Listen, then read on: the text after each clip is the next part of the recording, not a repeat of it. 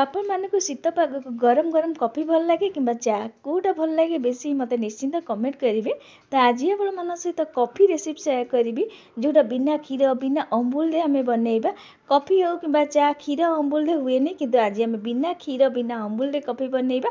आउ ये कॉफी की देखिए जापर केते सुंदर देखा जाउची टेस्टी सहित बहुत बढ़िया लगुला। पूरा मलाईदार भाया देखा जाउची कॉफी जमी पीवा बहुत बढ़िया लगुला। बिना क्षीर बिना अमूल कॉफी बनइबा से भी नड़िया रस। नमस्कार दर्शक बंधु मु मिता मो लक्ष्मी हांडीशाला चैनल को आपण माने बहुत बहुत स्वागत। शीत पाग को समस्त भल लगे गरम गरम कॉफी हो कि चा पीवा को। तो आज आपण मान सहित कॉफी रेसिपी शेयर करी से भी लड़िया रस। आशा करुँच आज रेसिपी आपण मैंने निश्चिंत पसंद आसो। आदि पसंद आसो वीडियो लाइक कमेंट शेयर कर जमार भूलें। चैनल नुआ थे प्लीज सब्सक्राइब कर पाखे छोट बेल आइकन भी प्रेस करेंगे जहाँद्वारा पठाउଥିବା नुआ नुआ वीडियो नोटिफिकेशन पाइए। तो चलते देखा आज तो नड़िया कॉफी करने प्रथम देखो मुझे पानी वाला जो नड़िया मिले माने पैड वाला जो नड़िया मिले ता भीतर जो नाड़ीटा मिले सेटा मुझे आपड़ जदि पैड वाला नाड़ी एमती नौना नड़िया जदि नौकरी पूरा कणिया नड़िया नौकरी आदि नड़िया टाण वाला नौकरी जूस काढ़ीदेवे तापर नड़ियार जो कतगरा से अलग रखिदे जूसटा खाली व्यवहार करेंगे। तो प्रथम ये ग्राइंडर जार नहीं जाइए गोटे छोट ग्राइंडरटा नहीं मसला वाला ग्राइंडर एमती हाथ में एमती छिड़ेकी डायरेक्ट देदेबा पानी अल्प देकी चिकन कर ग्राइंडर करदे। तो ये आप देखिए हाथ में एमती मुझे छिड़ी दूसरी भल भाव पैड जो नाड़ी मिले मुझे भाया नड़िया नहीं देखिए पूरा कणिया अच्छे नड़िया गुराक कहीं पैडर थी पैडर पा पी सारापर नाटा रहे से गुटा नहीं। तो से अल्प टे पानी दे दूची पानी देकी आम चिकन करके बाटी आने बेसी देवेनि खाली आमर क्षीर दरकार। तो ये आप देखो बहुत बढ़िया भाव में देखो पूरा चिकन कर बाटी आनी आप देखिए जानीपे केते बढ़िया देखा पूरा जमी गोटे क्षीर टाइप रही सबूक चा सस्पेन को मुझे उजाड़ी देती गोटे जगह को सबूक दे सारापर भल भाव में देखो केते बढ़िया भाव में मुझे चिकन करके बाटी देती। तो ये आम डायरेक्ट टिके ना गैस रे बसैबा मन रखा फुटेबेनि खाली आमको गरम करार अच्छी जमार फुटेबेनि आप चाहिए जब डायरेक्ट यहाँ एमती मैंने कॉफी दे पारती कि खाली टिके गरम कर फुटेबे जब छिड़ीजी मन रखिए फुटेबे नहीं खाली आम गरम करार अच्छी। तो भल भाव में मिसई मिसई खाली आम गरम करदे।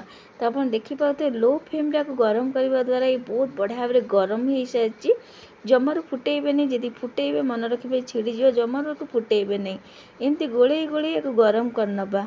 तो भल भाव में देखो गोले गोले गरम कला द्वारा ये गरम हो जाए पूरा बहुत बढ़िया भाव में गरम भी हो जाए संगे संगे गोटे जगह को काढ़ीदबा। तो यहाँ ये रेडी हो सारी सब जाक गोटे जगह को काढ़ी सारापर से सेम चा सस्पेन गोटे कपटी मु पानी देती चा कप्रे गोटे कपटी मु पानी देती से चेनी दे दूची मिठा जी आप कॉफी खाते से चेनी देवे। तो 2 चामच चेनी दे सारापर ये कॉफी दे दूची। तो ये मुझे 4 जनों कॉफी बनइबी से अनुसार मुझे कॉफी आउ चेनी दे सारापर भल भाव में मिसईकी कॉफी की भल भाव में फुटेबा दबा। तो बेसी समय को फुटेबा नहीं किसी समय फुटेबा जहाँकि कंचा स्मेल माने कॉफीर टिके कंचा स्मेल पलैब। तो ये आप देखिए भल भाव में फुटेला यहाँ बहुत बढ़िया भाव में फुटी सारी कॉफी ए संगे संगे आम सब कप को ओजाड़ी नवा। तो ये मुझे 3टा कप नहीं जाइए सबूक अधा अधा कॉफी ये दे सारापर आगुरी गरम कर रखी नड़ियार क्षीर कि नड़िया रस ये देदेबा सबुतिर अधा अधा ये देदेबा।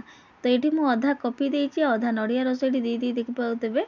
तो आप जब चाहिए डायरेक्ट यहाँ मिसई केमती दे पारती। तो ये सबुथे दे सारापर चामच मिसई सारी आम रेडी हो गला गरम गरम नड़िया रसर कॉफी। आपड़ ये कॉफी की देखिए जानीपे केते सुंदर होते सुंदर देखा जाउची बिना क्षीर बिना अमूल ये आम रेडी हो सारी नड़िया रसर कॉफी पूरा पाखक नहीं देखा देखिपे केते गाढ़ा देखा जाउची बहुत टेस्ट लगे नड़िया रस कॉफी पीवाका शीत पाग को चा हो कि कॉफी गरम गरम पीवा तो बहुत बढ़िया लगे आ नड़िया रस पूरा पूरी टेस्टी भी लगे पीवाका। तो आपण मैंने तो कॉफी बनाऊे थे बनईकी देखो ये नड़िया रसर कॉफी बहुत बढ़िया लगे आगुरी आपण मान सहित नड़िया रसर चा रेसिपी शेयर करी लिंक पाइबे वीडियो तले। तो आपण भी थे बनातु ये शीत पाग को ये गरम गरम नड़िया रसर कॉफी आ घर लोक समस्त पीवा दिंतु। आपण मानू केमती लगे नड़िया रसर कॉफी निश्चिंत कमेंट करेंगे। तो आज रोचे जय जगन्नाथ पुणी आसबि एमती गोटे नुआ रेसिपी नहीं। धन्यवाद।